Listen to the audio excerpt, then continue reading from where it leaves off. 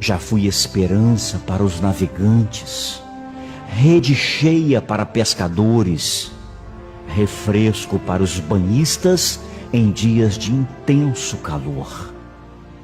Hoje sou sinônimo de medo e dor, mas eu só queria passar.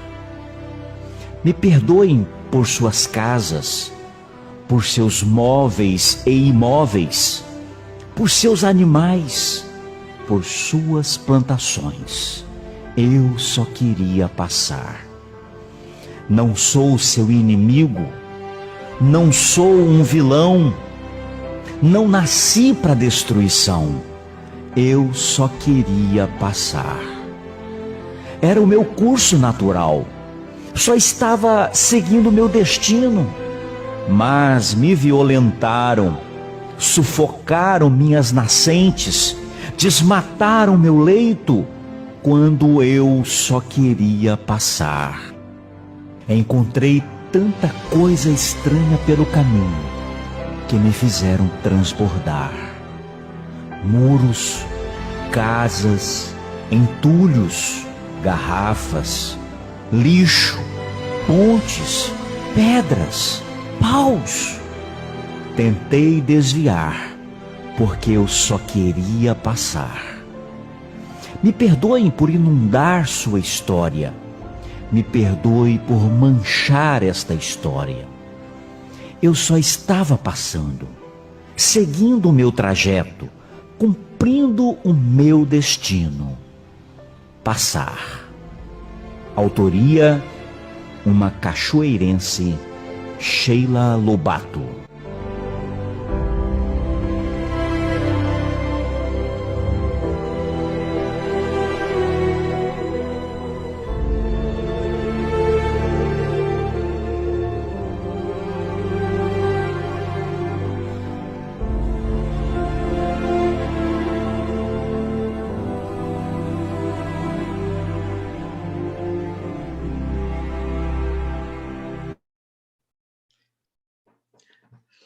Boa tarde aos nossos ouvintes e telespectadores.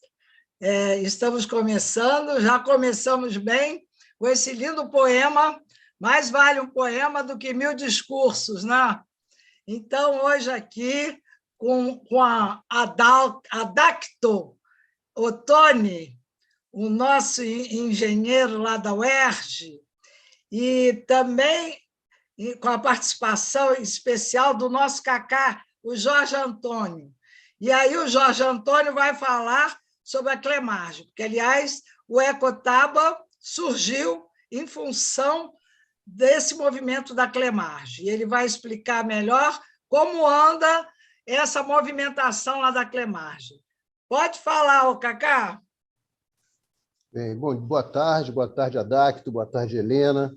Boa tarde aos ouvintes, né, espectadores da Taba TV.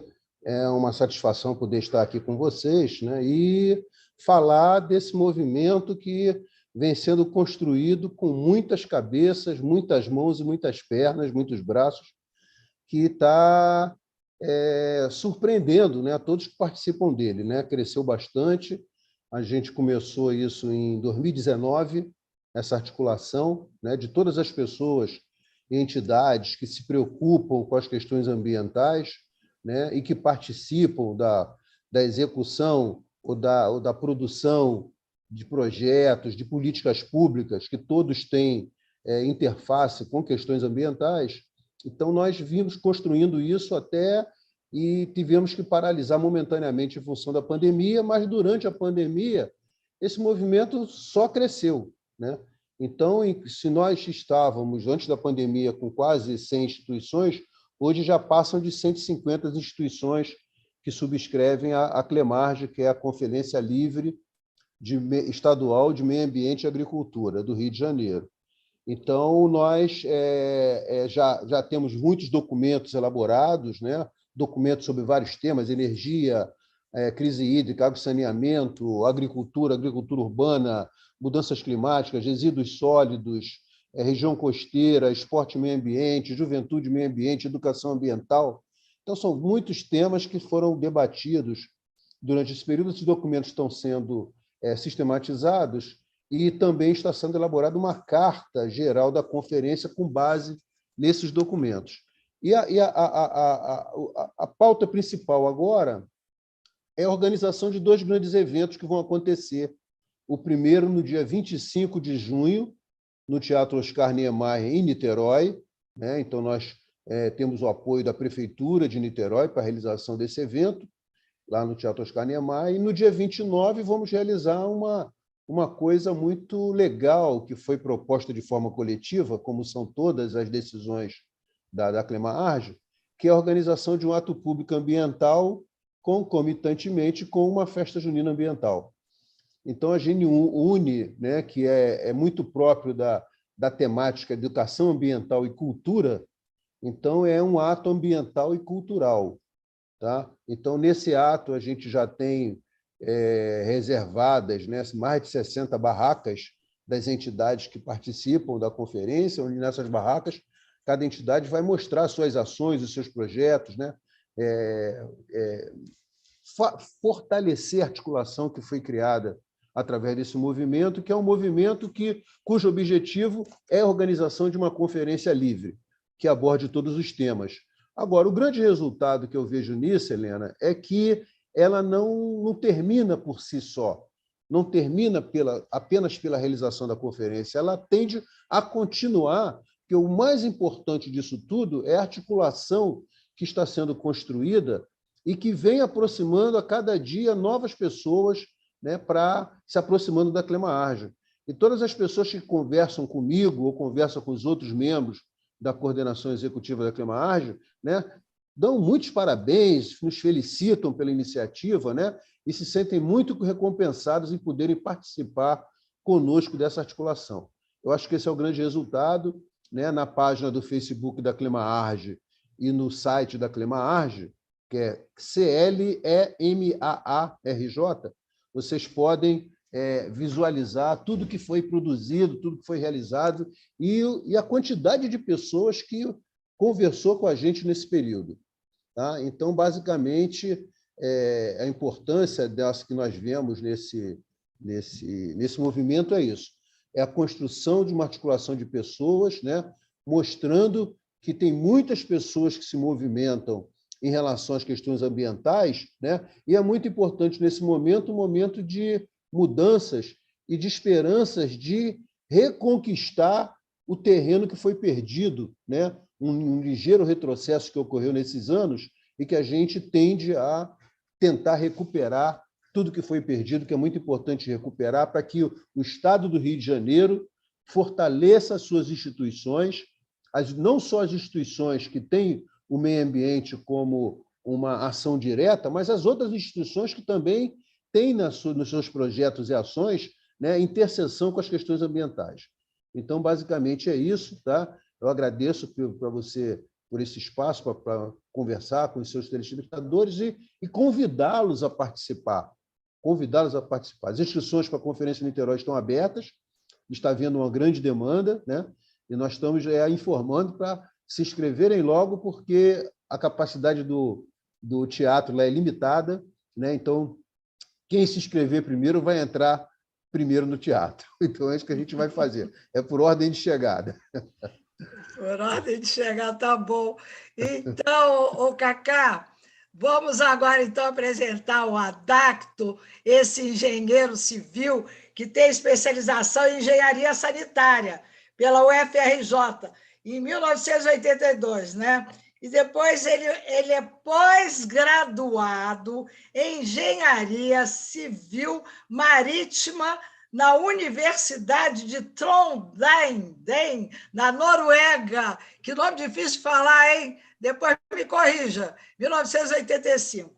E ele também é mestre em engenharia oceânica pela UFRJ, né, que foi em 1986. E também doutorado ele tem em saúde pública e saneamento, em engenharia sanitária do meio ambiente da UERJ.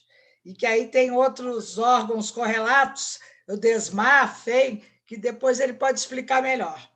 Então, o nosso Adacto, essa experiência toda, através desse conhecimento que ele adquiriu, né, lhe vai dar muito cacife na área de engenharia sanitária e ambiental e dos recursos hídricos, né? E que ele procura integrar tudo, né?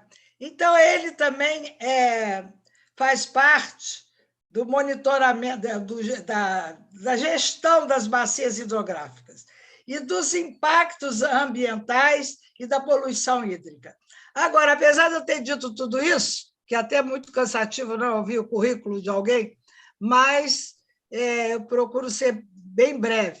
Mas ele trazer esse conhecimento técnico, é isso que eu acho mais interessante escrever sobre isso. Ao nível do cidadão comum e das soluções que não são, assim, soluções extraordinárias, né? Aquelas soluções caríssimas, projetos mirabolantes. Eu acho que o Brasil, por ser um país de dimensões continentais, e na época do governo militar, ele só queria fazer obras faraônicas. Então, eu acho que a gente herdou um pouco essa visão que eu entendo ser uma visão distorcida, que é de querer fazer obras muito suntuosas, muito pomposas e muito caras. E eu acho que o Haddad tem soluções muito mais simples a nos apresentar. Por isso, eu quero dar a palavra a ele. E antes de mais nada, eu quero que ele me diga o que ele foi na Universidade Trondheim, na Noruega, o que ele aprendeu lá. Porque a gente sabe, né, que aqueles países lá do norte da Europa são muito civilizados, né? É a Suécia, a Finlândia, a Noruega, a Dinamarca. Então, um deles, ele esteve na Noruega, e eu queria que ele trouxesse essa experiência para nos dizer se a gente está a anos-luz de distância ou se não. Né? Porque, às vezes, a gente gosta de se diminuir e nós não podemos ter o nosso orgulho também jogar na lata do lixo da história. Né? Eu acho que o brasileiro, com todas as suas carências, também faz muito. Né? E depois, aí no intervalo, eu também vou contar a minha historinha. Então, com a palavra agora, o Haddad. Obrigado, Helena.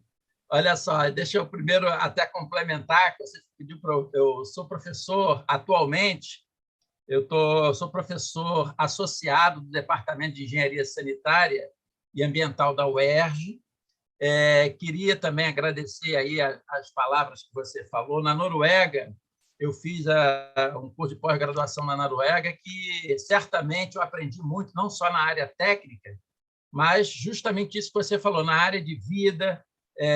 Eu cresci 10 anos na minha vida durante o período que eu estive lá, onde você vê hábitos diferentes, climas diferentes, comportamentos diferentes, além do alto nível tecnológico, que foi muito importante posteriormente na minha vida profissional.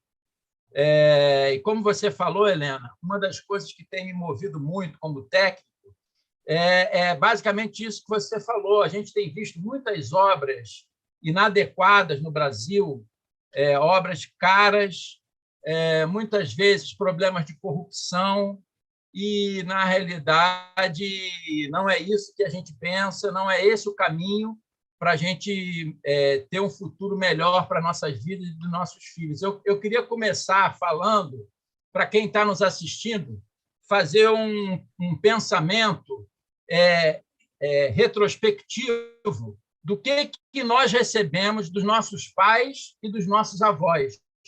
Como é que era o meio ambiente na época dos nossos avós, no estado do Rio de Janeiro? Como é que era o meio ambiente na época dos nossos pais? Vocês acham que o meio ambiente é igual ao meio ambiente que nós temos hoje? Né? Com certeza não. Né? Quem está nos ouvindo aqui está vendo como era na época dos nossos avós, dos nossos pais, que o meio ambiente era muito mais preservado. Hoje em dia, nós estamos ao longo de décadas, não é assunto desse atual governo, mas ao longo de décadas de má gestão no governo do Estado, nós estamos com o meio ambiente altamente degradado, muito pior do que os nossos pais tiveram e que os nossos avós tiveram. E aí fica aquela pergunta, Helena, corroborando o que você falou: qual é o meio ambiente que nós queremos deixar para os nossos filhos e para os nossos netos. É isso que nós temos que pensar.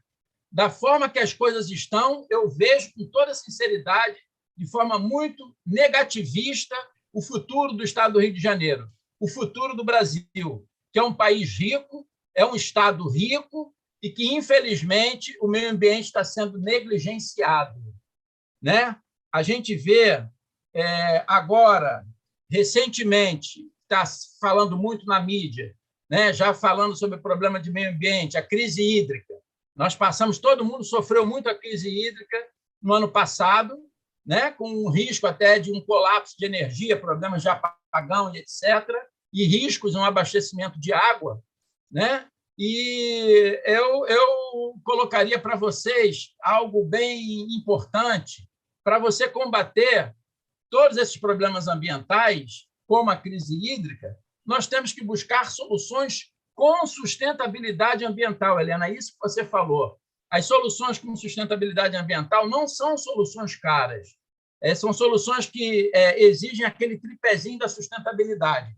Você tem que buscar políticas públicas, soluções técnicas que busquem proteger o meio ambiente, porque se o meio ambiente não estiver protegido, nós estamos colocando em risco a nós mesmos, nós dependemos do meio ambiente. Então, isso é uma prioridade básica. Segunda prioridade das obras, das políticas públicas para o Estado do Rio de Janeiro é a parte econômica. Buscar soluções economicamente viáveis. Não são elefantes brancos, como a gente tem visto.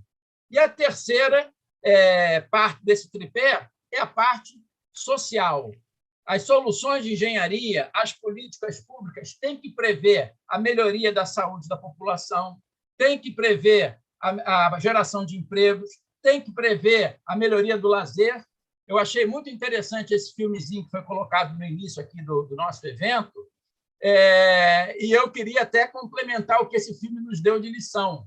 E eu já falo para todo mundo que eu penso, como eu falei para você, que eu tenho falado com você, Helena. A natureza não faz o que o homem quer, a natureza faz o que ela quer. Quem me falou isso foi o meu pai, que foi um grande engenheiro de recursos hídricos, aprendi muito com ele. Então, é exatamente quando a gente vê essas tragédias, né? Como aconteceu na região serrana recentemente, lá em Petrópolis, e tem acontecido ao longo do tempo, a gente vê intervenções inadequadas, ocupação desordenada do solo. Na hora que vem a chuva, a natureza desequilibrada ela vai procurar buscar o seu caminho. É o que esse filme mostrou. Nós vamos botar a culpa na natureza dessa tragédia? Não! O principal culpado é o ser humano, que não soube ocupar adequadamente o seu espaço. Então, o que a gente vê hoje no Estado do Rio de Janeiro? Né? Como no Brasil, tá? A gente vê problemas. Né? Se a gente for avaliar a geração anterior, que é dos nossos pais, dos nossos avós, para a nossa geração, as praias pioraram, a qualidade das praias, a qualidade da água dos rios piorou, a qualidade da água das lagoas, das nossas lagoas, das lagoas costeiras, pioraram, né? A qualidade das nossas baías pioraram. Vê como é que está a situação da Baía de Guanabara, da Baía de Sepetiba. Vejam como é que está a situação das lagoas de Itaipu e Piratininga, da Lagoa de Maricá, do sistema lagunar da Barra da Tijuca-Jacarepaguá. Vejam como está a situação dos nossos rios, que estão verdadeiros valões de esgoto. Isso é um absurdo. Então, cada vez mais vai ficar mais difícil viver e com mais dificuldade. Então, além disso tudo, nós vemos o caos no transporte nas grandes cidades, nós vemos problemas de desemprego, nós vemos problemas de saúde pública, e isso ficou latente na pandemia da Covid-19, por conta do crescimento desordenado das favelas, sem políticas públicas adequadas. Morreu muita gente ficou com sequelas, porque você não tinha saneamento mínimo, ali que é o saneamento básico, não tinha água potável de forma viável para as pessoas. Então, eu queria começar falando sobre a crise hídrica e sobre a crise energética, que nós sofremos recentemente a crise da geosmina no sistema do Guandu, e, obviamente, a gente vê, lamentavelmente, hoje, né, o governo do Estado querer resolver a crise do Guandu, né, colocando estação de tratamento de rio nos rios Queimados e Ipiranga. Ou seja, julgando produto químico no rio, Helena. Você acredita que o INEA, que é o órgão do Estado, quer resolver o problema da água, julgando produto químico no rio. E, obviamente, esse produto químico no rio vai impactar a biodiversidade do rio, vai piorar a qualidade da água bruta, pelo menos no parâmetro alumínio, que vai se julgar sulfato de alumínio, e o alumínio causa uma série de problemas na saúde do homem, né? Como o Alzheimer, problemas neurológicos, problemas renais, toxidez, e o governo, o órgão ambiental do Estado, vai buscar uma solução para piorar a qualidade da água do manancial, alegando que nós temos que limpar o rio. Eu não sou contra limpar o rio de forma emergencial, mas não é jogando produto químico, gente, isso não é sustentável. Você tem que fazer um processo biológico, quer fazer uma solução emergencial, biológico de tratamento, não é jogar química, e devolver uma água mais limpa. Então, lamentavelmente, isso pode colocar em risco a saúde da população. Esse alumínio pode ser absorvido pelos peixes, e os moradores locais consomem esses peixes, bem como aumentar o risco do aumento da concentração de alumínio na água tratada. Então, eu queria dar esse alerta aqui nesse nosso evento, de uma atividade, no meu entender, inadequada, que já se gastou mais de 100 milhões de reais para se resolver um problema, ao invés de se atacar efetivamente a causa. Recentemente... Deixa eu só te interromper um pouquinho para saber do Jorge se essa questão já está em algum documento que vai ser levado lá na conferência. Se não tiver, eu ajudo a fazer, Jorge. Se não tiver, conta comigo, para a gente poder questionar. Que está errado. Fala aí, Jorge. O Haddad está comentando várias questões, né? Quer dizer, tem parte dessas questões que está no documento sobre crise hídrica, né? Água e saneamento, e tem parte dessas questões que estão no documento do pessoal que está trabalhando as baías, lagoas, né? E mares, que cuida da questão dos oceanos, da discussão sobre a questão dos oceanos. Então, são documentos que se complementam, né? Mas como os documentos não são documentos que são fechados, né? Eles podem receber contribuições, quer dizer, o Adacto vai ter acesso, ele vai poder fazer contribuições que se achar necessário.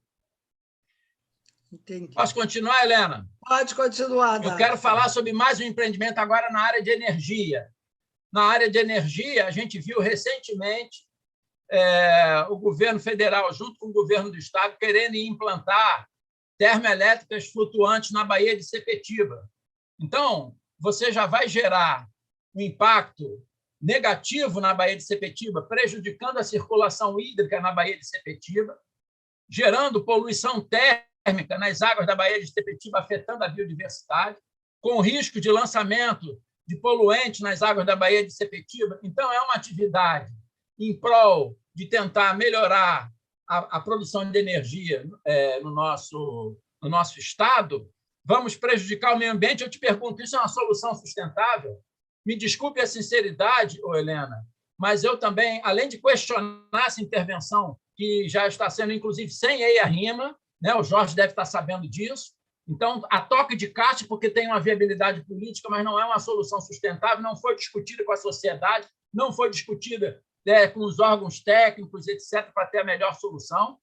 Eu, particularmente, Helena, me coloco, me desculpe a sinceridade também nessa parte de energia, com muita preocupação em relação ao problema da usina nuclear de Angra dos Reis, que é um aproveitamento de energia que vai gerar um passivo realmente muito preocupante para as futuras gerações, porque as usinas de Angra 1, 2 e 3, até hoje, você não tem solução definitiva para os resíduos nucleares, que tem uma vida útil de milhares de anos, e nós estamos dispondo isso do lado da usina nuclear de forma provisória, que vai virar permanente.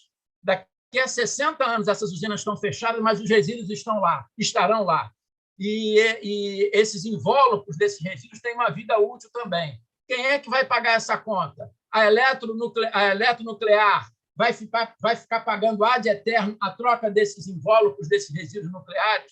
Ninguém discute isso, mas, na realidade... Ninguém discute isso. Eu acho que você agora levantou uma questão básica. Estou levantando. E isso eu discuto com qualquer um. Eu discuto com qualquer um, porque as usinas nucleares geram muito dinheiro atualmente, né? Porque estão gerando dinheiro porque tem investimento. mas ninguém está falando do passivo. Quem vai sofrer esse passivo, se houver um acidente nuclear lá no futuro, o Rio de Janeiro vai ser influenciado, está ali do lado de Angra dos Reis. Então, independente da excelente operação que possa vir a ser feita pelas usinas, elas vão terminar um dia.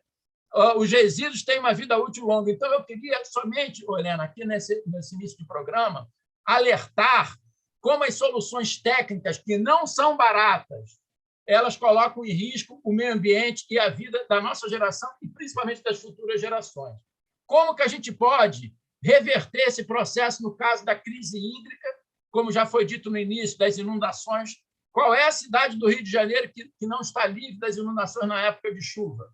Né? A gente vê tragédias no estado do Rio de Janeiro, em todo o estado, no período de chuva que todo ano vem. E aí você deve avaliar também que, quando chega no período de estiagem, porque a chuva não cai igualmente no ano todo, todos sabem disso, você tem 4 a 5 meses de período chuvoso e 7 a 8 meses de estiagem. Quando chega no finalzinho da estiagem, nós ficamos sem água. Né? Então, nós temos os grandes problemas do abastecimento de água. O que as autoridades falam nessa época? A culpa é do aquecimento global, das mudanças climáticas, é um problema hidrológico. É ou não é? Está chovendo pouco.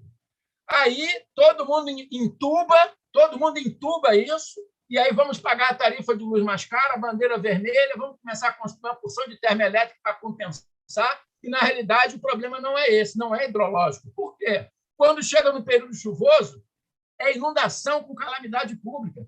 Que problema de falta de chuva é esse que tem enchente com calamidade pública? Gente, isso é uma falácia. O problema da crise hídrica por falta de chuva é para justificar o descaso com as bacias hidrográficas. É o que está acontecendo hoje no Rio de Janeiro e no Brasil. Os investimentos necessários não estão sendo feitos. Eu tive num evento na UERJ, Helena, há 2 ou 3 dias atrás, e essa obra que vai ser feita, está se pretendendo fazer, das usinas termoelétricas flutuantes na Baía de Sepetiba, eu perguntei lá para a pessoa que estava apresentando qual vai ser o custo dessa obra. O cara me falou que vai custar 3,5 bilhões de reais essas usinas termoelétricas. 3,5 bilhões para construir. Aí eu falei e falo isso aqui. Com a metade desse dinheiro, Helena, nós resolvemos o problema da crise hidroenergética no Brasil. Você vai entender isso? Como que a gente consegue resolver com a metade desse dinheiro? Simplesmente... Isso que eu quero ouvir. Como se resolve? Simplesmente assim, prestem toda a atenção que eu vou falar, que é isso que nós estamos precisando fazer, é investir na recuperação ambiental das nossas bacias hidrográficas. Para vocês entenderem, uma área com floresta, ela segura 80% da chuva aproximadamente e infiltra no solo. Então, a floresta, ela amortiza, ela reduz as inundações no período de chuva e segura a água na bacia hidrográfica. E aí, quando chega no período de estiagem, que não chove, ou a chuva é esparsa, você vai ter mais água no rio e uma água de melhor qualidade. Foi exatamente isso que Nova York fez. Nova York combateu a crise hídrica. Hoje em dia, as pessoas em Nova York, não sei se vocês sabem, bebem água da torneira. A água do manancial, que é o rio Hudson, é cristalina. Simplesmente porque houve uma decisão política da Prefeitura de Nova York, ao invés de gastar 10 bilhões de dólares para construir uma estação de tratamento de água nova, caríssima, para despoluir o rio, a Prefeitura resolveu investir para, em vez de tratar a água poluída do rio, investir para recuperar a qualidade da água do rio, para economizar, não ter que construir a estação. E eles implantaram um projeto Produtores de Água na bacia do rio Hudson, onde eles trataram o esgoto em todas as fazendas com um sistema de fossa, filtro e sumidouro, infiltrando o esgoto tratado na zona radicular das árvores, não ia nada para o rio, construíram estações de tratamento de esgoto nas cidades daquela bacia, fizeram reflorestamento nas áreas de preservação permanente, as faixas marginais de proteção dos rios, as áreas de nascente, e as áreas rurais elas tiveram sustentabilidade. Então, as fezes de gado ia para biodigestores para se transformar em composto orgânico, que era usado como fertilizante para os agricultores. Você começou a ter todo um processo de controle e pagando $10 mil por ano para cada proprietário de terra. Com tudo isso, Helena, sabe quanto que a Prefeitura de Nova York gastou? 1,7 bilhões, 7 vezes menos. Qual foi a consequência desse investimento? Antes se gastou 7 vezes menos. Você teve não só uma água de melhor qualidade, não precisou fazer a estação de tratamento de $10 milhões e regularizou a vazão do rio, reduziu as inundações e aumentou, na época de estiagem, a quantidade de água. Então, na realidade, O que nós precisamos fazer para combater a crise hídrica e a crise energética no Brasil e no estado do Rio de Janeiro é começar a olhar melhor para nossas bacias hidrográficas. Então, quando você faz o reflorestamento e, como o reflorestamento demora vários anos para florescer, junto com o reflorestamento, tem que ser feito também obras de recarga artificial da água de chuva, para você imitar com obra de engenharia o que a floresta faz. E com obras muito baratas, valas de infiltração, valas de terraceamento, bacias de recarga, usando o próprio trabalhador local, o próprio morador, com assessoria técnica e pequenas empresas, para você implantar um grande projeto de revitalização. O que é a revitalização de uma bacia? Basicamente, é controlar a erosão do solo e infiltrar água de chuva. Não tem nenhum mistério. Ao fazer isso, o que você vai conseguir como consequência? Reduzir as inundações no estado abruptamente, porque 80% da água de chuva vai deixar de ir para o rio na hora da chuva. Ao mesmo tempo, você vai segurar essa água na bacia. No período de estiagem, você vai ter mais água, dando segurança hídrica para o abastecimento de água, né, das cidades, dando segurança hídrica para a irrigação, que 70% do uso da água não é para abastecimento humano, é para irrigação. E nós estamos com um problema gravíssimo hoje na irrigação, com um problema de escassez de água nos rios e de poluição. Nós estamos irrigando os produtos com menos água e com água poluída, contaminando os alimentos. E isso tem que acabar. E tem solução técnica barata para isso, só que não tem a vontade política. Da mesma forma, você vai, com isso, elevar o nível dos reservatórios de energia hidrelétrica. Né? Quem alimenta os reservatórios dessas grandes barragens, dessas grandes hidrelétricas, como Itaipu, por exemplo, uma das maiores hidrelétricas do Brasil, é o Rio Paraná. E o Rio Paraná, a grande parte das usinas hidrelétricas no Brasil estão no Rio Paraná e no Rio Paraíba do Sul. Então, se você coloca mais água no Rio Paraná, automaticamente o nível d'água dos reservatórios vai aumentar na época de estiagem e você não vai precisar mais utilizar termoelétrica para compensar a escassez de energia. Você não vai precisar usar usina nuclear para gerar energia elétrica. A usina nuclear ela é muito importante para o ser humano, mas não para a geração de energia elétrica. A energia elétrica, a usina nuclear pode até ser utilizada lá na Europa, que lá você tem rios pequenos. O Brasil, um país com essa riqueza hídrica, com rios altamente possantes, a usina nuclear tem que ser usada especificamente para fins médicos, para fins tecnológicos, e você, com isso, vai gerar um passivo mínimo. O grande passivo da usina nuclear é o resíduo gerado principalmente pela produção de energia elétrica, que nós não precisamos, junto com a energia hidrelétrica. Você tem energia solar, que é abundante no Brasil, a energia eólica, então, peraí, a energia Adacton, de biomassa. Olha só um instantinho, porque você já está falando sobre várias questões, só para a gente reforçar, voltar outra vez, ter a participação do Jorge também com alguma pergunta. Você falou aí, Rio Paraíba do Sul. Então, esse é o rio mais problemático dessa nossa região? Essa nossa região aqui do estado do Rio? O Rio é o principal manancial do estado do Rio de Janeiro. Infelizmente, mais de 70% da bacia do Rio Paraíba do Sul encontra-se desmatada, com muita erosão. Qual é esse desmatamento? Qual é a reserva florestal? É Atlântica ou tem mais além da Atlântica? Você tem na bacia do Paraíba do Sul algumas penugenzinhas de floresta primária nas unidades de conservação, que normalmente são nas partes altas ali em Itatiaia. Você tem ali na região serrana, em Petrópolis, em Teresópolis, mas são em áreas altas de montanhas. Grande parte da bacia você já tem está desmatada com pastagem abandonada e alguma parte de vegetações secundárias de desmatamentos que já ocorreram e houve um trabalho de recuperação natural, né? E, na realidade, é o principal manancial. E, para piorar a situação do Paraíba do Sul, o Estado do Rio de Janeiro concordou em transpor 5 metros cúbicos por segundo da água do Paraíba do Sul, da nascente do Rio Paraíba do Sul, para São Paulo. Então, na realidade, o Rio de Janeiro... Mas escuta, mas São Paulo tem esse direito, porque se o Rio nasce lá em São Paulo, não nasce em São Paulo? O Rio nasce em São Paulo, mas o Rio que nasce em São Paulo, ele, na realidade, já tinha a outorga garantida aqui para o Rio de Janeiro. Então, São Paulo cresceu a bacia do sistema Cantareira está toda degradada, e São Paulo cresceu, precisa de mais água, vamos buscar do Rio de Janeiro, que a nascente nasce aqui em São Paulo. Então, na realidade, São Paulo, essa atividade dos 5 metros cúbicos que já foram dados, e São Paulo está querendo mais. Está inibindo. Mas aqui, quem deu? Foi o governo? Foi o governo Pezão. Foi o governo Não. Pezão, na época que o Pezão era governador, o governo do Estado concordou, e o Rio de Janeiro... não falou, não participou a população dessa...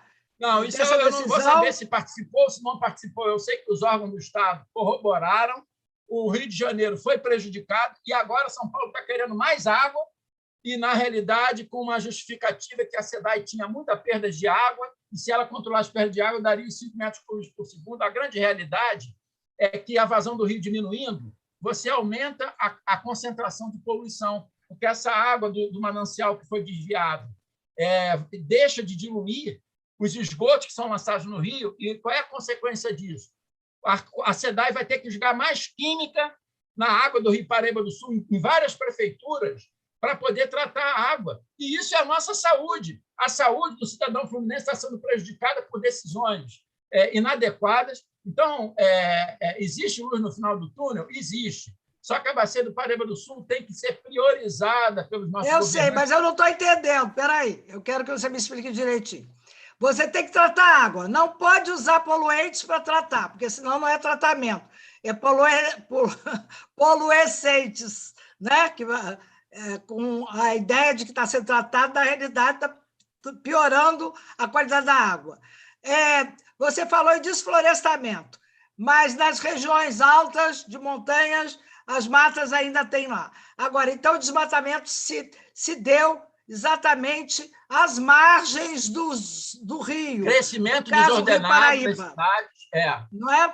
Esse desmatamento é possível reverter, porque claro. Ali já tem construção, etc, etc. Pode se reverter? Como? Helena, é isso que eu falei, com esses 3,5 bilhões que querem gastar com a termoelétrica flutuante da Baía de Sepetiba, se você pegar metade desse dinheiro e começar a investir no reflorestamento, que é muito mais barato, da bacia do Paraíba do Vale do Rio, do Vale. Não, as margens você tem que reflorestar, priorizar as áreas de APP, área de preservação permanente, que são as áreas íngremes da bacia, onde estão as nascentes dos rios, é a principal zona de recarga, bem como as faixas marginais de proteção dos rios, que servem para proteger o rio contra a poluição de origem difusa, são fundamentais para a ecologia do rio e para as faixas marginais, né? Exatamente. As faixas marginais e as nascentes. Então, são agora, dois polos. As áreas da bacia que estão produtivas com agricultura, com pecuária, você tem que atuar implementando atividade de recarga artificial de vazões, ou seja, implementar ao longo das curvas de nível valas de infiltração para infiltrar água de chuva. Isso é importante, porque reduz o carreamento de pesticida e fertilizante para os rios da agricultura, gerando economia para o agricultor e deixando de poluir o rio. Tá certo? Mas são obras baratas. O mal político não tem interesse em fazer reflorestamento e não tem interesse em fazer obra de recarga. O mal político quer fazer grande obra, grande barragem, grandes transposições de vazões. A gente viu no início aqui do nosso evento o caso lá de Petrópolis, né? Túneis extravasores, aquele túnel extravasor caríssimo que foi construído, estava todo entupido com lixo. Então, não adianta, essas obras faraônicas só agravam o problema. Mas é isso que o mal político quer fazer. Helena, eu estou dando solução lá para Petrópolis. Sabe qual é a solução que eu estou dando para reduzir sensivelmente os riscos de inundação em Petrópolis? Baseado, inclusive, no que esse filme mostrou no início aqui do nosso evento. É você fazer o que a natureza faz. Quais são as soluções que eu estou dando lá para Petrópolis, inclusive lá para o Ministério Público, já que eu tenho sido convidado para participar de uma comissão lá formada pelo Ministério Público. É construir pequenas e médias barragens de cheia no Rio Quitandinha e no Rio Palatino, né? Porque quando desce aquela onda de enchente, que em 5 minutos está lá embaixo, você está segurando essa água e está liberando lentamente pela barragem. Então, essa água vai acabar chegando na cidade. Só que, quando ela chegar, já acabou a chuva. O que gerou aquele rio que nós vimos aqui no início do evento é o rio que transborda, né? E vai levando tudo e vai matando todo mundo. Então, se você consegue segurar adequadamente a água na bacia para não concentrar a vazão durante aquela chuva de meia hora, isso é válido para a região serrana, isso é válido para a cidade do Rio de Janeiro, que também tem medidas totalmente inadequadas de controle de inundações. Nós temos que construir barragens de cheio nos morros, construir valas, soleiras de admitância na calha do Giz, no trecho médio superior, para tentar segurar a propagação da onda de enchente e gerar um amortecimento da altura de enchente que o rio está descendo. Então, você, com isso, consegue segurar. Junto com atuações lá em Petrópolis, eu tenho sugerido a construção de parques fluviais no Rio Palatinato, que tem favelas ali, você desapropriar a faixa marginal de proteção e cobrir com parques fluviais com bicicletária, além de árvores, transformando numa área de lazer para a população. Você constrói habitações de baixa renda para transferir essas pessoas e você está protegendo o rio ali para evitar a entrada de bicho, de erosão na chuva. Agora, tem que ter um trabalho de recuperação da bacia. A bacia do Rio Palatino está muito degradada também nas partes altas, e isso ninguém vê. A solução que o Estado quer dar é fazer um outro túnel extravasor, uma obra caríssima que não vai resolver o problema. Eu já tenho visto outras soluções de construir piscinões, que não adianta piscinão. Os piscinões da Praça da Bandeira, que foi construída aqui pelo Rio de Janeiro, quando chove, eles agravam a inundação no entorno, porque as grades do piscinão elas geram uma perda de carga, e o rio já começa a transbordar ali. Uma obra que custou 500 milhões de reais para o Rio de Janeiro, era muito melhor você investir no reflorestamento, bacias de detenção na área urbana, você fazer atividades muito comuns hoje em dia no mundo, tem se demonstrado muito, que é a cidade esponja, para reter água na bacia. Então, o que eu quero dizer para você, Helena, as soluções técnicas sustentáveis existem. Então, a recuperação de mananciais ela vai gerar um aumento da segurança hídrica para o abastecimento d'água, ela vai amortecer as inundações na cidade com as mesmas intervenções que nós sofremos todos os anos no estado do Rio de Janeiro, vai dar mais segurança energética para a população não ter que pagar todo ano bandeira vermelha, né, nas contas de luz, porque os reservatórios estão com nível baixo. Então, se nós pegarmos na região sudeste do Brasil, onde tem mais de 1.500 milímetros... Helena, sabe quanto que chove na região sudeste do Brasil, onde estão as principais hidrelétricas do Brasil? Chove mais de 1.500 milímetros. Se nós começarmos a implementar atividades para segurar essa água de chuva na bacia, nós vamos recuperar os mananciais de água, vamos dar segurança na parte de energia elétrica para a população de todo o Brasil, porque pela linha de transmissão ela se distribui, e vamos vamos reduzir também as inundações que todo ano a região sudeste sofre por uma má gestão das nossas bacias hidrográficas. Aí você me pergunta, isso é suficiente para resolver os problemas ambientais do Estado? Não. Existe um outro problema muito agravante que polui os rios, que é o problema do saneamento. Saneamento no estado do Rio de Janeiro, como no Brasil, ele está muito ruim. Eu vejo também com muita preocupação esse marco regulatório do saneamento, porque se você for analisar, Helena, o que existe nesses contratos de concessão que foram feitos para o saneamento de esgoto, por exemplo, e de abastecimento de água, você vai ver, eles priorizam o quê? Aumentar a rede de esgoto, botar a estação de tratamento, né? Aumentar o sistema de abastecimento d'água, mas ninguém fala em solução sustentável. Nós não podemos ter solução sustentável para abastecimento de água se nós não protegermos os nossos mananciais. Esse marco regulatório ele não prioriza isso. Ele só prioriza investimentos para ampliar o sistema de abastecimento de água. Mas ninguém fala na matéria-prima. Você está entendendo? Só um pouquinho, deixa eu te interromper. Eu queria que o Jorge fizesse algumas perguntas sobre isso tudo que você já falou até agora. E eu queria também saber se o esgoto também pode ser usado, ao invés dele ser um problema, virar uma solução. É isso que eu ia falar, mas deixa o Jorge perguntar primeiro, falar. Bem, o Adacto colocou algumas questões aí que não foram poucas, né? E no âmbito da questão da energia, o grupo da Clemarch que discutiu energia foi um documento foi uma discussão muito grande, né? Porque as possibilidades de energia hoje são muito diversas, inclusive a expansão da energia solar, ela se expandiu muito hoje, todo mundo está vendendo placa aí, né? Então, as empresas estrangeiras estão com filiais aqui no Brasil e todo mundo está instalando as suas placas voltaicas nos telhados das residências, nas casas. A questão da energia eólica também é um potencial muito grande, né? E e vis-à-vis essa discussão de ampliação do programa nuclear brasileiro. Quer dizer, então, fica uma situação complicada. Então, a discussão sobre a questão de energia ficou muito forte, porque o Rio de Janeiro é o estado que tem a usina, né? E os outros estados estão pleiteando usinas nos seus estados. Então, isso aconteceu em um momento, depois, quando ocorreu o acidente lá no Japão, isso arrefeceu um pouco, e agora está se voltando de novo essa questão, né? Então, e essa termoelétrica aí é uma situação também complicada, né, que está se voltando. Com relação à questão do saneamento, a DACTO é especialista nessa questão, a discussão é essa, quer dizer, houve a privatização da SEDAI. E os problemas que existiam com um passe de mágica se resolveram? Parece que não, né? Quer dizer, então se atacou a empresa de uma forma totalmente covarde, né? E a empresa tem os mesmos problemas, né, que estão colocados. Inclusive, ontem teve até uma audiência pública na Barra, né, sobre a questão lá das Eu lagoas estive lá, da Barra. eu fui né? lá. Então, quer dizer, então essas questões todas estão tão ligadas, né? Então, e aí, isso é uma questão muito grande. Agora, a questão de educação ambiental é uma questão política, não é uma questão de dar aula para crianças. A questão de ambiental é uma questão de conscientização ambiental da população como um todo, né? No seu dia a dia, nas suas atividades do dia a dia. Então, essa é uma questão que vai disputar a correlação de forças desse novo governo que vai entrar para saber se essas questões vão ser tratadas. Porque matas ciliares, né? A proteção dos rios, proteção dos mananciais, né? Isso tudo diz respeito, né? A questão de manutenção das obras, né? Quer dizer, a questão de dragagem, Adacto, não se faz dragagem em muitos lugares há muito tempo, né?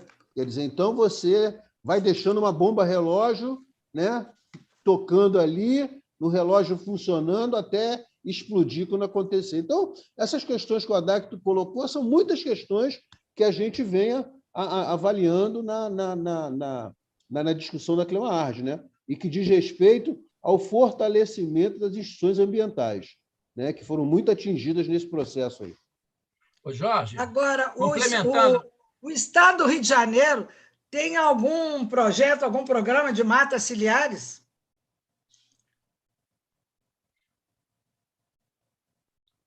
Você fala, Jorge, quer que eu fale? Não, pode falar, Dac.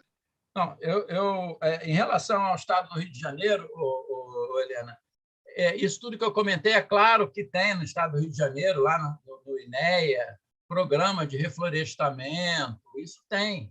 O problema não é esse, inclusive vegetação ciliar, tem um programa que a SEDAI tem feito aí de plantar vegetação ciliar em mananciais, né, a partir do esgoto, isso é muito positivo. O problema é a magnitude. Se você me perguntar, Helena, se o Estado tem.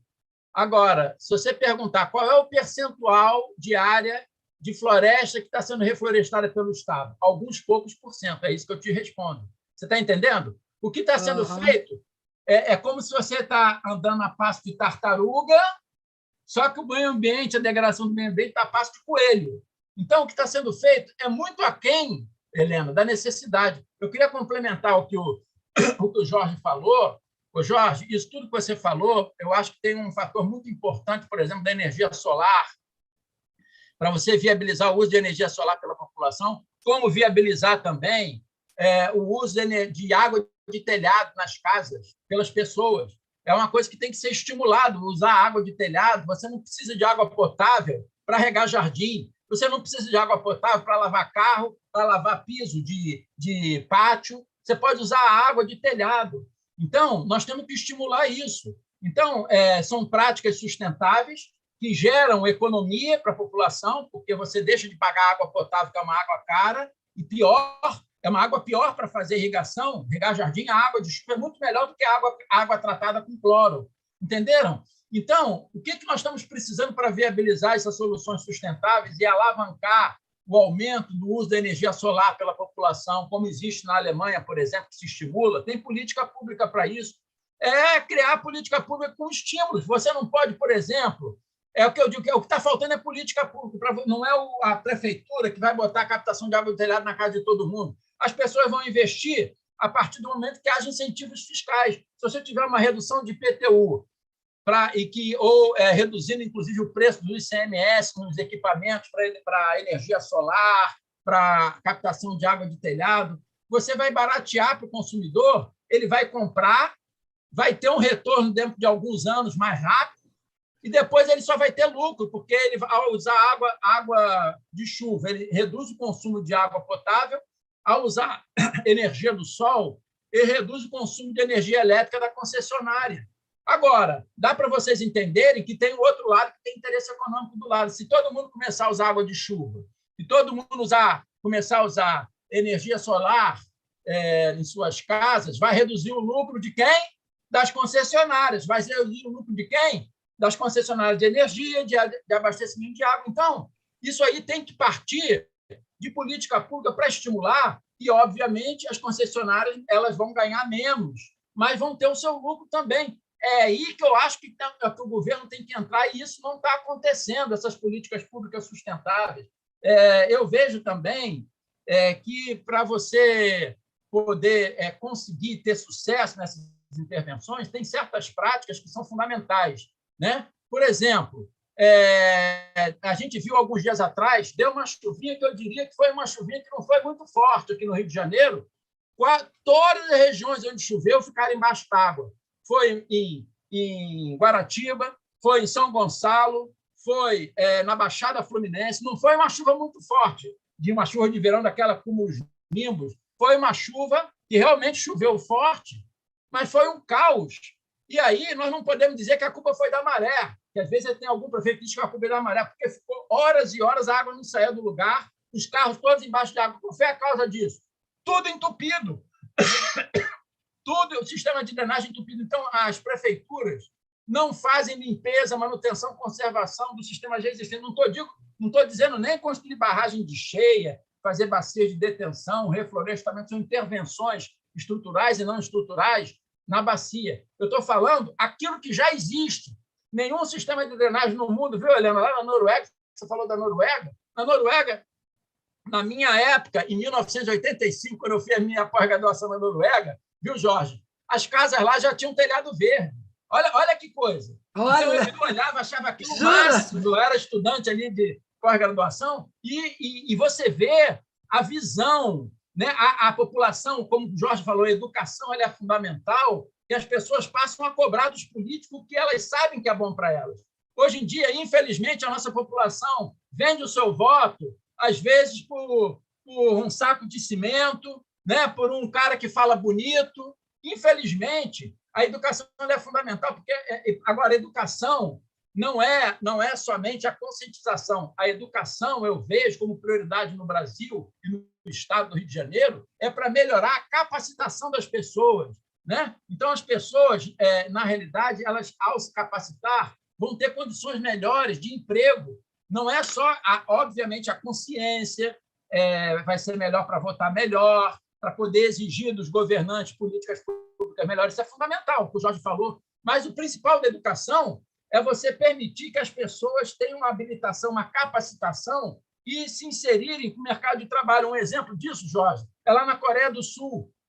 É um país que o principal recurso natural da Coreia do Sul é o recurso humano. É um país que tem poucos recursos naturais e o governo lá ele investiu nos recursos humanos. Então, quem mora, toda a população investe maciçamente na sua família em educação e as pessoas vão estudar nas melhores universidades do mundo, lá na Coreia do Sul. Isso é um exemplo de como a educação gera milagres. Não adianta a gente fazer um programa de coleta seletiva e reciclagem na cidade se a população não separa o lixo, você concorda? Não adianta fazer um programa de reflorestamento se a população vai lá e desmata. Então, nós temos... a educação existe, Helena, 5 metas para o planeta, que a gente pode agregar isso para o Brasil e para o estado do Rio de Janeiro. Quais são as 5 metas? Primeira meta, não necessariamente nessa ordem, é o reflorestamento. Por quê?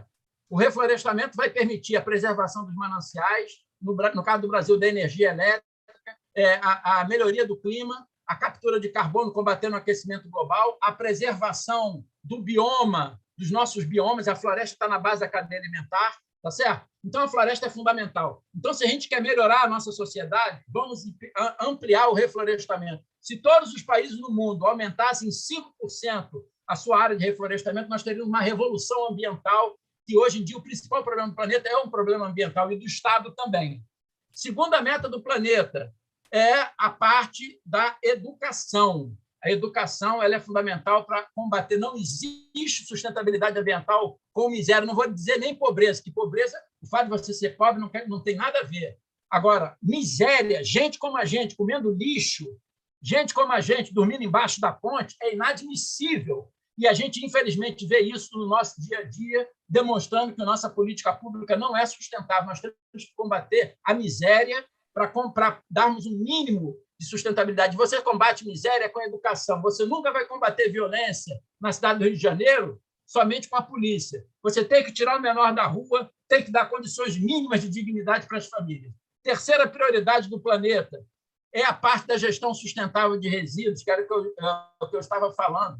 Não adianta você fazer um marco regulatório de saneamento se as empresas pegam uma água cada vez pior dos rios. Não adianta você fazer um marco regulatório de saneamento se você trata o teu esgoto, pega o lodo do esgoto e joga num aterro sanitário, descartando no meio ambiente, e o esgoto tratado você joga no rio, ajudando a sobrecarregar o rio.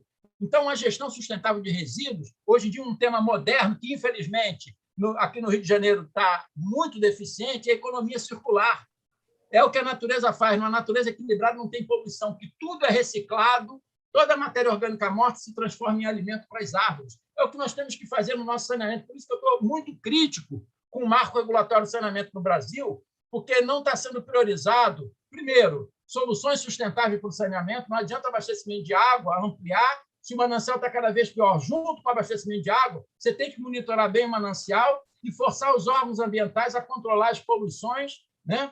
E bem como o esgoto, você tem que, como lixo, buscar soluções sustentáveis. Eu não preciso descartar o nosso lixo em aterro sanitário. Eu posso aproveitar quase 100% do meu lixo. 50% do lixo está um lixo úmido, onde estão os restos de comida, e que hoje em dia, infelizmente, no Brasil, a grande parte vai para aterro sanitário, como acontece no Rio de Janeiro, ajudando a sobrecarregar de chorume o aterro de Seropédica. Em época de chuva, o risco de vazamento é enorme. Então, está tudo errado. Não estou dizendo que a solução técnica é errada, é uma solução não sustentável. Então, é a terceira meta do planeta, é reaproveitar tudo. O nosso lixo, nós podemos aproveitar os nossos restos de alimento como composto orgânico para baratear o reflorestamento e a recuperação do solo. O lixo seco, que é o reciclável, reaproveitar tudo. Ao fazer isso, você vai gerar uma porção de emprego, vai reduzir a exploração dos recursos naturais, dos recursos minerais, preservando-os para a futura geração, e vai deixar de poluir, vai deixar de descartar. É isso que nós estamos precisando fazer,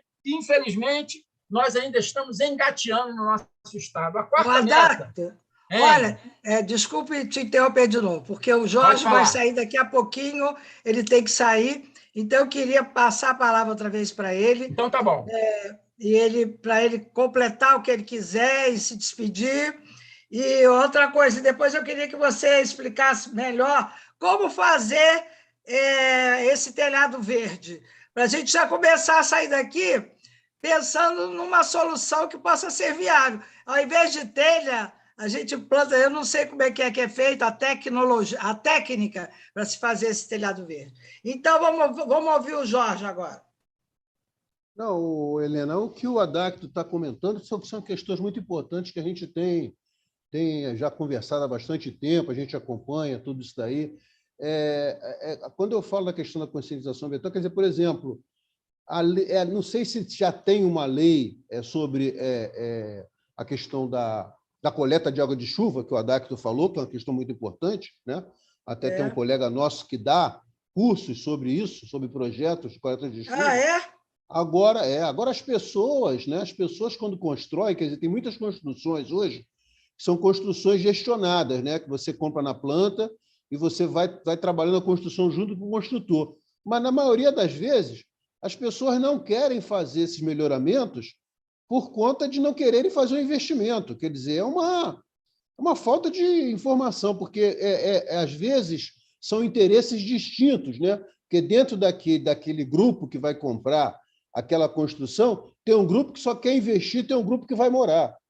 Então, o grupo que vai morar quer investir, mas o grupo que quer investir para revender ou para alugar, não quer fazer um investimento, e, às vezes, uma solução sustentável deixa de ser realizada, né, por conta dos interesses particulares que existem e também porque as próprias prefeituras talvez não tenham condições de fiscalizar, que às vezes tem tantas demandas, né, que aí eles vão definindo por escala de prioridades qual é a demanda que vai atacar. Então, tem essas questões que são colocadas, né, e uma questão que é importante, que o ADACT acompanha também, quer dizer, em função dessas questões que vão se acumulando, né, quer dizer, a resolução às vezes fica muito difícil, porque nessas áreas que se alagam constantemente, são áreas que não teve aquela urbanização adequada, né? Então, talvez a estrutura de coleta no local não é uma estrutura adequada, é uma estrutura que entope com frequência, né? A declividade do local, né? Então, é uma declividade que leva a essa possibilidade, talvez os rios próximos da região, então, pequenos córregos, né? São córregos que não dão suporte a determinadas vazões, porque são assoreados, né? Então, quer dizer, essas questões elas se avolumam e aí aumenta muito, né, uma despesa de você dar, né, condições, depois de que se implanta um bairro, num local desse, de você tentar... As pessoas, às vezes, ficam falando os políticos não fazem nada, né? Mas as pessoas, às vezes, se implantaram nesses locais, né, de uma forma desordenada, né? E depois, para você conseguir resolver um problema que vai ocorrer praticamente todo ano, né, fica muito difícil, né? Quer dizer, essa é a questão, né? Então, aí, todas as questões estão relacionadas a isso, né? Então, é isso, mas acho que o ADACT está tratando muito bem desses temas todos. Sim. Mas eu acho importante, a Clemarge, trazer a população, até através desses movimentos sociais, que podem e estão cada vez mais se multiplicando, e aí as pessoas começarem a participar da resolução desses problemas. A gente não pode também abandonar uma ação, não só uma ação, mas uma intenção, e a possibilidade de uma resolução dos problemas, só abandonando ou só achando que é a partir do serviço público ou da política pública, né? A gente, às vezes, pode até antecipar. Queremos isso, e começar a exigir. Por isso que depois eu até queria pedir para o ADACT falar desse telhado verde. Mas aí você está se despedindo, Jorge? Como a questão de resíduos sólidos, né? Que é uma questão presente na sociedade, né? E os resíduos sólidos são responsabilidade de cada um, de quem consome. Então, agora, é uma tendência, isso que você falou, Helena, de as pessoas transferirem a responsabilidade. Não, o problema não é meu, né? Então, quer dizer, na verdade o problema é de todos nós. Então, essa é uma questão que a gente tem que tratar em termos de organização comunitária, né, e resolver, porque resíduos sólidos hoje, muitos resíduos sólidos hoje são sustento de muitas pessoas, né? Então, você organizando isso, é um segmento importante, né? A coleta e o tratamento dos resíduos, de múltiplos resíduos que são disponibilizados, às vezes, de forma inadequada. Então, mas é isso. Então, eu, como eu vou ter um outro compromisso agora, eu acho que você está muito bem aí acompanhada com o ADACT, né? O ADACT é um companheiro nosso que conhece tudo, né? Está acontecendo e participa e colabora muito com essas discussões. Então, o que o ADACT está colocando como todas essas questões, elas não estão dissociadas, né? Você vai falando de uma coisa, entra noutra, e as coisas vão se ligando, né? As coisas estão muito próximas. Né? Muito próximo, exatamente. Eu peguei ontem o BRT, né? Então, no BRT, que é uma situação... Lá no passado, a gente achava que o BRT, quando estava proposto, já era uma solução insustentável. Hoje, na prática, ela né? Quer dizer, porque a gente defende o transporte de massa, né? É o trem lá, é o maglev lá da UFRJ que não colocam para a cidade do Rio de Janeiro, né? Então, mas dentro do BRT, as pessoas, né, quando sofrem aquele problema, começa a discutir política. Então, eu fiquei observando as pessoas discutindo a eleição, discutindo que o prefeito não faz nada, que o governador não faz nada, né? Então, agora as pessoas têm na mente que o problema é só do governador, que é só a corrupção, que é só não sei o quê, mas as pessoas estão discutindo, né? Estão discutindo isso. E a questão ambiental como um todo, as pessoas, a princípio, não é uma questão primeira, mas é uma questão que está muito presente na vida das pessoas, muito presente, né? É isso. Olha só, Cacá, eu quero te pedir, então, para continuar vindo os nossos programas, porque você é a figura central aí da mobilização da Clemarge, e esse programa só existe em função disso, né? O Ecotaba. Então, muito obrigado pela sua participação hoje, tá? E Ok. vamos... Agradeço a vocês. Tá bom.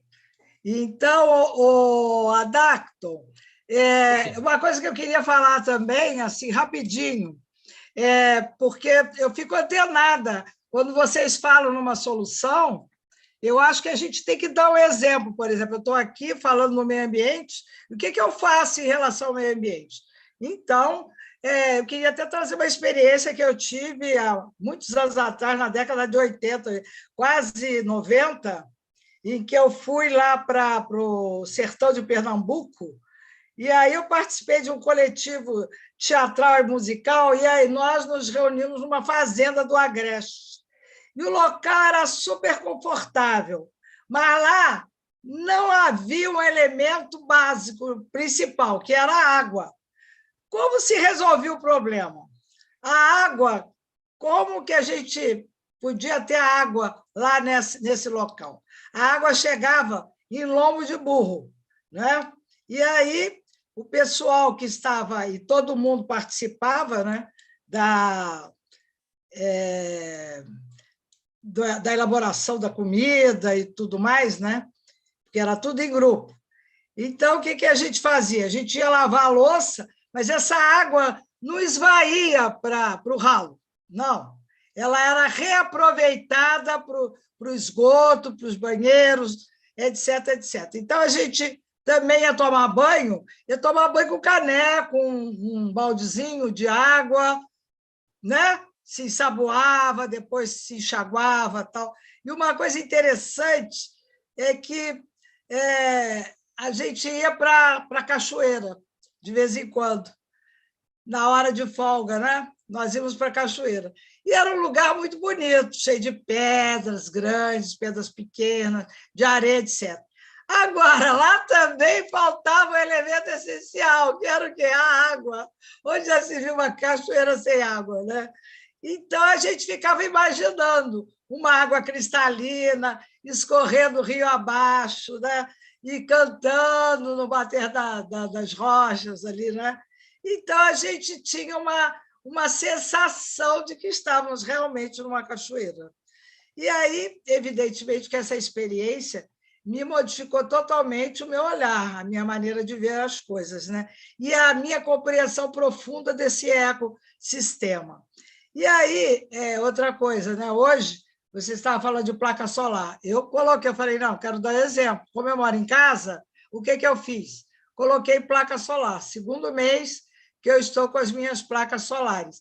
Agora eu estou interessada nesse telhado verde, né? Que o Adacto tem que me explicar isso direitinho, que eu quero fazer, substituir. Não sei se a gente tira as telhas e como é que faz para colocar esse telhado verde. E a outra questão também é o aproveitamento que eu dou à chuva, né? Eu tenho, mas eu não sei se eu faço de forma adequada, eu também queria aprender isso. Eu comprei uma caixa d'água, aí eu ponho assim perto do telhado com uma calha, e aí vem um cano, a calha que sai num cano, e aí sai naquela caixa d'água. E aí a caixa d'água cai ali, a água da caixa d'água. E, às vezes, quando eu não quero usar a água da caixa d'água, porque estou com água demais, sei lá, eu ponho uns peixes lá para não dar mosquito. E aí, com a palavra, então, vou transferir outra vez a palavra para o Adacto. Obrigado, Helena. Olha só, Antes de te responder, eu queria complementar o que eu estava conversando, que eu acho que seria importante para fechar o raciocínio. Eu vou responder isso em seguida.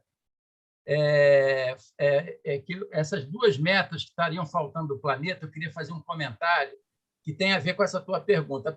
A quarta meta seria soluções limpas para os nossos problemas, tá certo? Ou seja, ao invés de buscar uma solução impactante, eu vou buscar uma solução limpa. Você tem várias soluções de engenharia, nós vamos buscar sempre a solução limpa, porque essa solução é que vai preservar o planeta, e essa tem que ser a solução sempre a mais prioritária. Hoje em dia, na engenharia, não se deve buscar a solução de menor custo, e sim a solução mais sustentável, compatível no menor custo com a viabilidade ambiental. Então, essa é a quarta meta. E a última meta do planeta, não menos importante, é preservar a biodiversidade dos ecossistemas.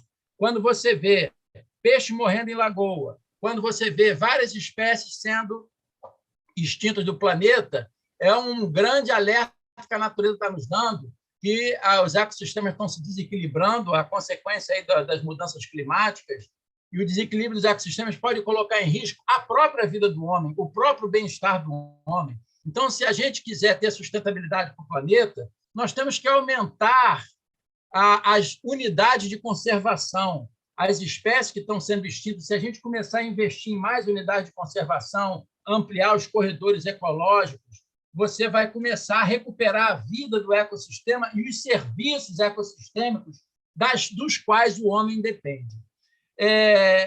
Por conta disso tudo que eu falei, existe um grande problema que eu vejo como fundamental na parte ambiental no estado do Rio de Janeiro e no Brasil, que é o problema do licenciamento e da fiscalização ambiental. Nós citamos vários problemas aqui ao longo desse evento hoje, e existe algo em comum. Mesmo empreendimentos licenciados, eles estão mal licenciados e mal fiscalizados. Então, aquele empreendimento ele ganha dinheiro, polui o meio ambiente, mas ele está regularizado perante o meio ambiente porque o licenciamento está mal feito e a fiscalização é deficiente.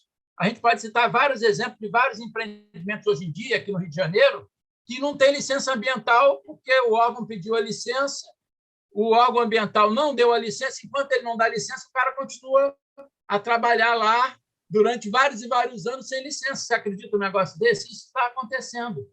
Então, eu acho que é fundamental para a gente recuperar o meio ambiente um investimento muito grande nos órgãos ambientais. Aqui no estado do Rio de Janeiro é o INEA. O INEA é um órgão ambiental que hoje em dia está deficiente, tem poucos funcionários, laboratórios deficientes, que, infelizmente, não está dando conta, e a gente vê vários empreendimentos aqui. Então, o órgão mais importante no estado, no meu entender, é o órgão ambiental. Por quê? O meio ambiente equilibrado vai gerar mais investimento, vai melhorar o turismo, vai realmente melhorar a saúde da população. Então, não adianta só investir em hospital, né? Investir em uma série de soluções faraônicas, e o meio ambiente continuando poluído, é dar um tiro no pé. E você só vai... Não é o Estado que tem que controlar a poluição, é quem polui. Esse, no meu entender, é um dos maiores gargalos da poluição ambiental. Não é só dos rios, não. Dos rios, do solo, do desmatamento, das práticas agrícolas perniciosas que estão poluindo os nossos mananciais, da poluição do ar por várias indústrias que estão mal licenciadas e mal fiscalizadas. Se você bota um órgão, tanto no estado do Rio de Janeiro como nas prefeituras, órgãos ambientais trabalhando bem, para isso, você precisa investir, contratar gente, contratar laboratórios, viaturas, e esses órgãos licenciarem bem, botando bons programas de monitoramento. Hoje em dia, as empresas têm licenciamentos deficientes, com programas de monitoramento deficientes, e elas estão legalizadas e continuam poluindo. Se você botar uma coisa que eu tenho sugerido aí, botar sensores nas estações de tratamento de esgoto, na entrada e na saída você controla 24 horas por dia. Então, o órgão ambiental vai ter menos trabalho. Quem vai ter que investir é o mau empresário. E aí você começa a controlar. Mas isso, infelizmente, não existe, tem uma reação grande. E, no meu entender, enquanto nós não corrigirmos, não tivermos bom licenciamento, uma boa fiscalização, em países onde a fiscalização é eficiente, qualquer problema na indústria, se ela não corrigir, há multas altíssimas e até interdição. Aqui no Brasil, isso, infelizmente, é muito difícil de acontecer. Quando vem multa, as empresas não pagam. Então, enquanto a gente não corrigir esse problema do licenciamento ambiental e da fiscalização eficiente, vai ficar difícil mudar. E isso é o quê? Política pública. É decisão de governador, é decisão de prefeito, querer priorizar o órgão ambiental, o que não tem acontecido, lamentavelmente. Tá? Agora vamos responder as tuas perguntas, Helena. Eu acho que, com relação ao problema do que você passou lá no Nordeste, então, infelizmente, cada região tem a sua peculiaridade, né? Aquela região que você ficou devia ser no sertão do Nordeste, onde tem problema de chuva, chove pouco ali, porque tem o efeito da Serra do Mar, que barra as nuvens. Então, no interior do sertão, então é um problema a escassez de água. Só que nós temos que entender, Helena, quando eu falo para vocês, sabe quanto de chuva chove no sertão do Nordeste? 600 milímetros por ano. Bem diferente da região Sudeste, que chove mais de 1.500, como eu te falei. No sertão do Nordeste. Sabe quanto é que chove no Arizona? Menos de 200 milímetros por ano. Sabe quanto é que chove em Israel? Menos de 100 milímetros por ano. Então, Helena, lá no Nordeste, no sertão do Nordeste, tem um problema de menos chuva. Mas quando chove, chove muito. Então, a gente volta para aquela mesma tecla. Se você quer ter água nas cachoeiras, né? Hoje em dia, a água só vem na época de chuva, e é muita água, e essa água vai embora.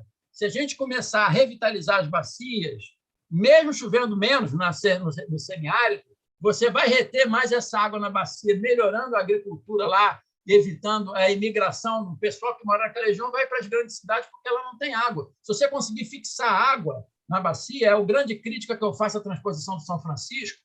Você vai tirar uma água vital para o São Francisco, jogar em açude no Nordeste e deixa as bacias carentes do Nordeste todas desmatadas.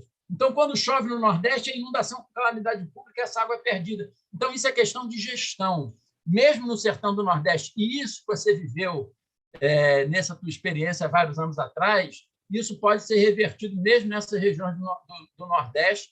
Agora, você tem capacidade também de utilizar água de poço. Água no lombo de burro é mais complicado. Normalmente deve ser água de açude, uma água talvez de pior qualidade. Então, é um problema bastante delicado a escassez de água e é uma tendência para o futuro. Se nós não preservarmos as nossas bacias hidrográficas, cada vez mais essa vai ser uma realidade da população brasileira e do nosso Estado, porque a água vai cada vez ficar mais escassa na época de estiagem e mais poluída, se nós não revertermos esse processo. Por isso que é um processo contínuo de políticas públicas para reverter a recuperação da bacia hidrográfica, de políticas públicas para melhorar os órgãos ambientais, para obrigar quem está poluindo a controlar sua poluição, e políticas públicas para obrigar os empreendimentos a ter soluções sustentáveis. Eu falei, solução para saneamento de esgoto não é tratar esgoto, jogar esgoto tratado em rio, é buscar reuso de esgoto, reaproveitar o lodo, fazer uma gestão sustentável dos resíduos sólidos para não descartar em aterro, você reaproveitar tudo, até o lixo você pode até aproveitar como energia, aproveitar tudo do lixo. Infelizmente, não é isso que acontece. Agora, para essa última pergunta que você fez, a captação de água de telhado e a captação de telhado verde são exemplos de práticas sustentáveis, você e o Jorge comentaram, mas que, no meu entender, né, como também o Jorge comentou, que a população reclama do poder público, corrupção, etc., mas a população ocupa áreas irregulares, faz ocupação irregular. Mas eu, mesmo assim, Helena, você me desculpa, mas eu acho que a culpa também é do poder público. Sabe por quê? Você tem a tua casa. Se no pátio da tua casa começa alguém a ocupar, você vai deixar? Você não vai deixar. Você vai lá, essa casa é minha. Da mesma forma, se você tem uma bacia hidrográfica formal, começa a ter desmatamento, com ocupação irregular, começa a ter construções irregulares, como acontece na Muzema, no Rio de Janeiro, cheio de prédio irregular, como é que esses caras conseguem botar água e energia elétrica ali sem a anuência do órgão da concessionária de saneamento, sem a anuência do órgão? É tudo com gato. E o poder público fecha os olhos. Então, nós temos que ter políticas públicas, né, para não deixar aumentar a ocupação irregular. Então, não adianta só a população ter a culpa, a população tem culpa porque ela não tem educação. Então, tem que ter mais investimento em educação, você tem que ter política pública para evitar esse crescimento irregular, que senão é uma bola de neve, você nunca vai resolver o problema. Então, a política pública, no meu entender, é fundamental, e isso entra em planejamento, porque, infelizmente, nós estamos muito longe de uma política pública com sustentabilidade. Por isso que eu digo, a solução não é complexa, só precisa ter vontade política. Quando o Eduardo Paes quis construir o Porto Maravilha lá, ele tirou rapidamente toda a comunidade da região, conseguiu licença para tudo, porque ele quis fazer uma política, um programa de governo dele que ele quis cumprir. Quando há política pública, você faz. Infelizmente, não há política pública de fazer solução sustentável. A política pública é fazer grande obra, obra que dê voto, o interesse é no voto, e muitas vezes a calamidade pública interessa para o mal político, que aí a obra é sem licitação, é muito dinheiro que entra. Saiu agora, recentemente, eu vi na CNN, o Brasil gastou, Helena, 14 bilhões no início desse ano só com enchente, para combater problema de enchente, que é o orçamento todo do Estado do Rio de Janeiro do ano inteiro. Então, esses mal políticos gostam de trabalhar em cima de tragédia. Tá certo? Então, essas coisas que eu queria levantar. Com relação ao problema da captação de água de telhado e do problema dos telhados verdes, eu queria também colocar mais um argumento, que é um argumento, além desse que o Jorge comentou, é o problema de custo. Né? Então, hoje em dia, você quer fazer captação de telhado, é muito mais simples captação de água de telhado do que telhado verde, porque você vai usar a tua própria estrutura do telhado que já existe na tua casa, só que, em vez desse telhado jogar a água do telhado para a galeria de água pluvial, você vai dirigir para um reservatório. Então, não é um sistema complexo nem caro. Né? Só que o grande problema é que você tem que investir. Você tem que ter um reservatório, você tem que botar uma tubulação, você tem que fazer uma tubulação para tirar a primeira água, que é uma água mais suja, passar por um filtro. Não é simples de botar aquela água no reservatório. No meu entender, eu acho que até interessante, se você for usar aquela água rapidamente, não precisa, mas você vai acumular aquela água durante algum tempo, você tem que botar cloro na água para não gerar proliferação de germes. Né? Então, o que eu acho que falta é política pública. Por quê? Se você tiver eu vou dar um exemplo para você. Aqui no meu prédio tem coleta seletiva de lixo. A Conlurb passa aqui. Quando você vai sábado, o caminhão passa todo sábado aqui. Quando você chega na rua no sábado, eu olho, o único prédio que deixam o lixo da coleta seletiva é o meu, porque eu estou aqui, eu falo com o síndico, ninguém bota. Tá certo? Então, o caminhão passa vazio, todo mundo joga o lixo ali na minha calçada. Então, na realidade, não existe, junto com a coleta seletiva da Conlurb, uma política de educação da Conlurb. A Conlurb tinha que estar fazendo propagandas, botando nos correios, contribua com a coleta seletiva, isso é importante para você. Não tem nada disso. Faz quem quiser. E a população... Então, gasta-se um dinheiro e, na realidade, não se conscientiza a população. Então, eu acho que na coleta de água de chuva, tinha que ter uma política pública para poder estimular, se você tiver uma política pública de conscientização. Né? Então, aquelas pessoas que você vai para o primeiro criar estímulos, que é com redução de IPTU para captar água de telhado, e aí fica mais barato. E aí, conscientizando, se você fizer isso, você vai economizar no telhado. Então, se eu gastar, em vez de demorar 10 anos para pagar o que eu investi para usar captação de água de telhado, eu vou pagar em 2 anos, 3 anos. Aí me interessa. Então, captar água, eu tenho que construir um reservatório, botar uma área. Qual é o tamanho do reservatório? Depende de quanto água eu vou querer captar. Eu não vou captar toda a água que cai no meu telhado. Então, tudo tem um dimensionamento. Por isso que entra o profissional. Agora, se eu tivesse uma política pública com o governo estimulando na televisão, botando no correio dos prédios, estimule, as pessoas, eu tenho certeza que iriam fazer. A captação de painéis solares, de energia com painéis solares, é a mesma coisa. Você tem que investir. Então, o que cabe ao governo? Criar políticas públicas para baratear os painéis solares, né? Estimular com conscientização para as pessoas terem interesse em investir e ter um retorno, que aquilo depois vai gerar uma economia na energia elétrica. Depois, no início, você vai gastar mais do que você paga. Depois, o que você gera de economia compensa e aí depois você só tem lucro. No caso do telhado verde, Helena, como é que você constrói um telhado verde? Não é tão simples assim. O telhado verde, você tem que primeiro impermeabilizar o teu telhado, concorda? Então, você tem que fazer no telhado uma estrutura de concreto, uma laje com impermeabilizada, tá certo? E aí botar o solo e fazer uma drenagem. Então, você vai ter... e você planta ali grama, o que você quiser, tá certo? fazer o acesso e, obviamente, o excesso de água você vai captar na drenagem, você também tem que encaminhar essa água até com um sistema de captação de água de chuva. Você começa com o telhado verde. Qual é a vantagem do telhado verde? Você gera um amortecimento térmico na casa, que o telhado verde ele ajuda a amortecer as flutuações térmicas. No dia que está muito calor, ele refresca o ambiente da casa, e no dia muito frio, ele também ajuda a esquentar mais a casa, ele ajuda no amortecimento térmico de acordo com a temperatura externa. Isso gera economia de energia, que você gasta menos energia com ar-condicionado, menos energia, no caso dos países frios, para fazer aquecimento. Então, além disso, o telhado verde ele melhora a estética, né? Você tem uma área verde, o vegetal ele libera água pelas folhas, então ele funciona também para combater as ilhas de calor, porque ele melhora a umidade do ar, mas tem um custo mais elevado. O telhado verde, você não é simplesmente pegar em cima da tua telha e jogar terra e botar grama. Você tem que primeiro criar uma estrutura impermeável, fazer uma drenagem e plantar o seu solo e, obviamente, fazer a manutenção. Você tem que plantar, você tem que regar para as gramas ou o material vingar e tem um retorno fantástico. Mas isso aí, como a captação de água de telhado, água do telhado, é mais barato, nem isso é feito, nem isso se estimula. Então, telhado verde significa Alice no País da Maravilha aqui no Brasil, porque o mais barato e o que dá mais retorno econômico, captar água de chuva, nem isso os nossos políticos fazem de forma efetiva, captação de água de painéis solares para estimular isso. Aí, telhado verde é somente essa ilusão que a gente tem, como eu estive na Noruega, eu vi, porque lá tem uma consciência maior, existe educação ambiental, é isso que está faltando no nosso país, entendeu?